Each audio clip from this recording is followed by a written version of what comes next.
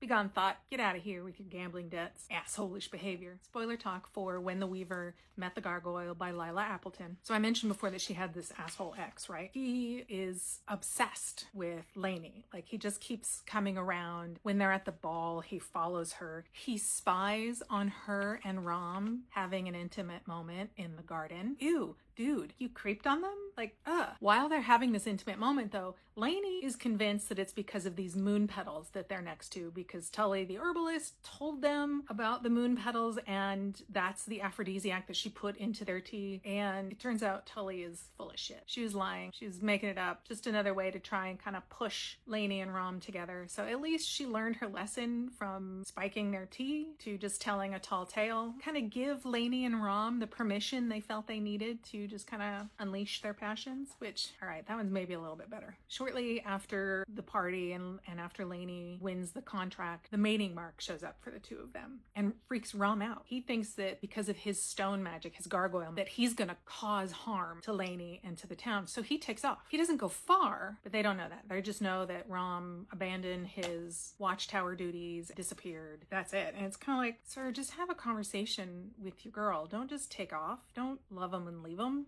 Like, come on. And he doesn't have a conversation with his boss either. He just abandons his job.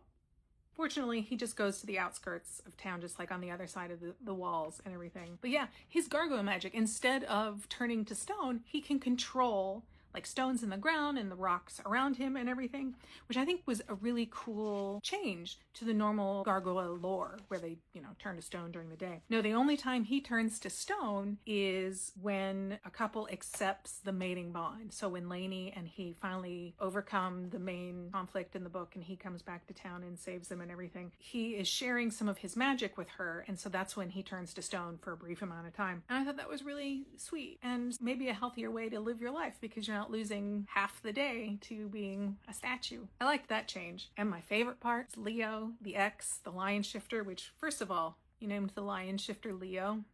Leo, the ex, gets hauled away for his gambling debts. Yeah, his dad doesn't save him on this one. He's like, man, kid, I've been trying with you and you just begone thought, get out of here with your gambling debts. Assholish behavior. When the Weaver Met the Gargoyle by Lila Appleton. Some really great spicy scenes in this one. Some really great comeuppance for the asshole ex. And a really sort of wholesome start to their relationship. Overall low stakes. Nothing huge, not world ending. It's a nice cozy read. Check this one out, guys.